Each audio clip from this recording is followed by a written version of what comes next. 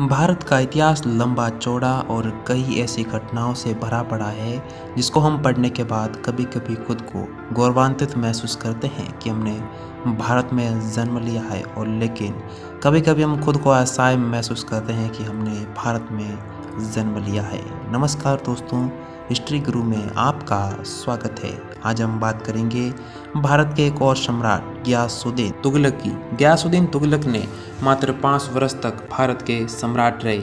अपने शासनकाल में गियासुद्दीन तुगलक ने उड़ीसा को जीता, मंगोलों को उनकी सीमा तक जाने के लिए मजबूर किया, जबकि बंगाल में उठे हुए विद्रोह का दमन भी किया। लेकिन आज हम बात करेंगे गियासुद्दीन तुगलक की मृत्यु के बारे में। कैसे एक संत या फकीर ने उनकी मृत्यु की भविष्यवाणी कुछ समय पहले ही कर दी थी। क्या एक ये साजिश थी या उस संत की भविष्यवाणी का सच होना लिखा हुआ था। जब सुल्तान बंगाल में था तब उसे सूचना मिली कि युवराज उलुग खां शेख ओलियो का शिष्य बन गया है और संत ने उसके शीघ्र सुल्तान बनने की भविष्यवाणी की है।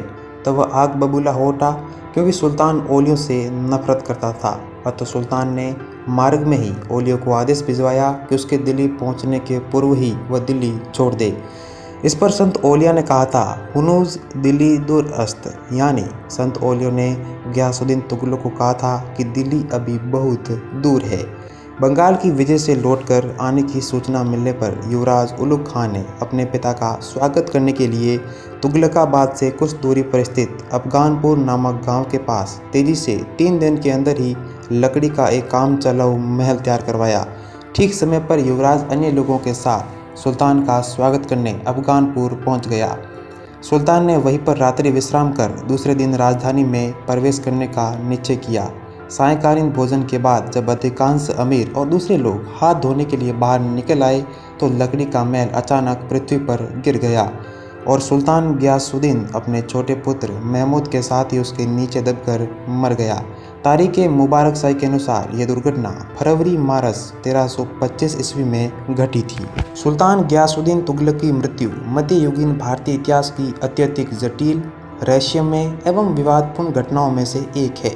समकालीन इतिहासकारों बर्नी और इब्न बतूता के परस्पर विरोधी विवरणों ने आधुनिक इतिहासकारों को उलझा दिया है। अतः अभी तक इस समस्या पर सही निर्णय पर पहुंचना संभव नहीं हो पाया है।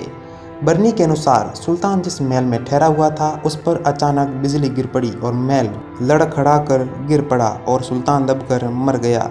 इसके ठीक विपरीत इब्न बतूता ने लिखा है कि युवराज उलुग खां ने कुछ लोगों के साथ मिलकर सुल्तान की हत्या का षड्यंत्र रचा और अफगानपुर के निकट लकड़ी का एक महल इस युक्ति से बनवाया कि इसके एक किनारे पर हाथियों को लाया जाए तो सारा महल धराशायी हो जाए।